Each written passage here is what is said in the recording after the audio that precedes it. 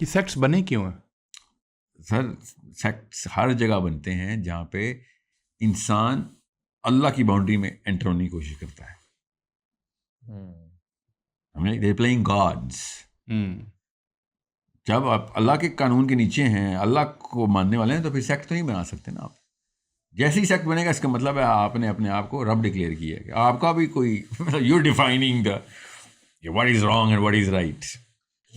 بڑی مزے کی ایگزامپل ہے یہ, سامری نے بھی بتایا یوں ہی تھا, پوجا بچڑے کی کروائی تھی لیکن بتایا یہی تھا. یہ آپ اس کا ریشنل پڑھیں ذرا.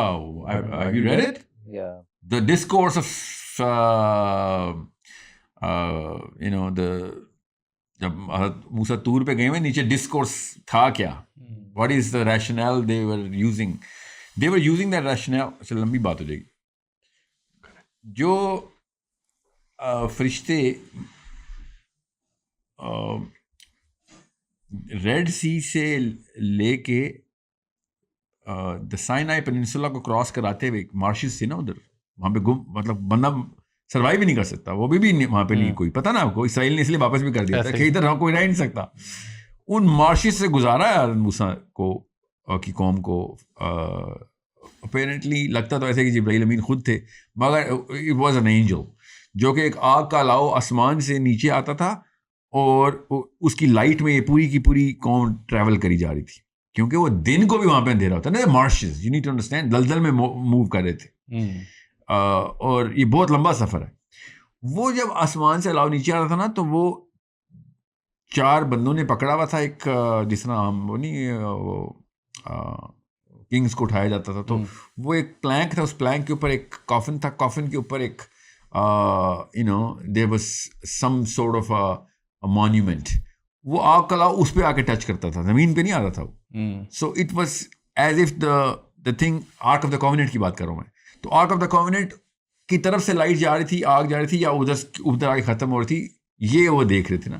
تو انہوں نے اسی کی شکل بنائی ہے کہ ہم نے وہی بنایا ہے جو آرک آف دا کووننٹ ہم نے بنا لی ہوئی ہے. تو this is how they actually started کہ بچڑا بنانا کیسے. آئی مین دس از سو فاسٹ کہ انہوں نے 40 دن کے اندر یہ سارے کی ساری گیم ڈال دی تھی. مال بات کہیں وہ چل جائے گی. سچ این امیزنگ پیرل دے ڈرو کہ یہ, کیونکہ ان کو آوازیں تو آ رہی تھیں نا, آواز آ رہی تھی تو کہتے تھے, ہاں تو آواز اس وقت بھی آ رہی تھی جب یہ مارشز میں تھے. It was calling upon them. ہمیں تو پتہ ہی نہیں کیا کہ بنی اسرائیل کی موسیٰ کی جو جرنی ہے وہ مدین تک, جروسلم تک کی, جیریکو تک کی, ساری جروسلم نہیں, جیریکو تک کی, فرام ایجپٹ. یہ اتنی لمبی جرنی ہے اور اس میں اتنے واقعات ہیں کہ بندہ سوچتا ہے کہ ان پہ اتنی کلیئر ظاہر ہو گیا تھا, اس کے باوجود بھی یہ بدک گئے. اس سے بڑے معجزے کیا آ رہے ہیں کہ روز ہی ان کے ساتھ معجزہ ہو رہا تھا. The point again is that they were not stupid. Absolutely not. Yeah, they had a discourse. They had the rights and wrongs, justification تھی ان کے پاس پوری. سو ہم نے بھی یہ کیا ہے. آپ سوچیں کسی ایک بندے سے بیٹھے, وہ کہے گا میں بتاؤں گا نا بریلوی کیوں ٹھیک ہے, میں بتاؤں گا نا دیوبندی کیوں ٹھیک ہے, میں بتاؤں گا نا شیعہ کیوں ٹھیک ہے. یار سب کچھ تو ٹھیک ہے, تو سارے ہی ٹھیک ہیں, تو پھر تبھی تو بچہ کہتا ہے مجھے سمجھ ہے یار اس مسجد میں بچہ یہ کیوں نہیں کہتا کہ یار حضرت عمر بریلوی تھے کہ نہیں تھی, تو بس یہ بتا دے. علی بن ابی طالب دیوبندی تھے کہ شیعہ تھے, بس تو یہ بتا دے.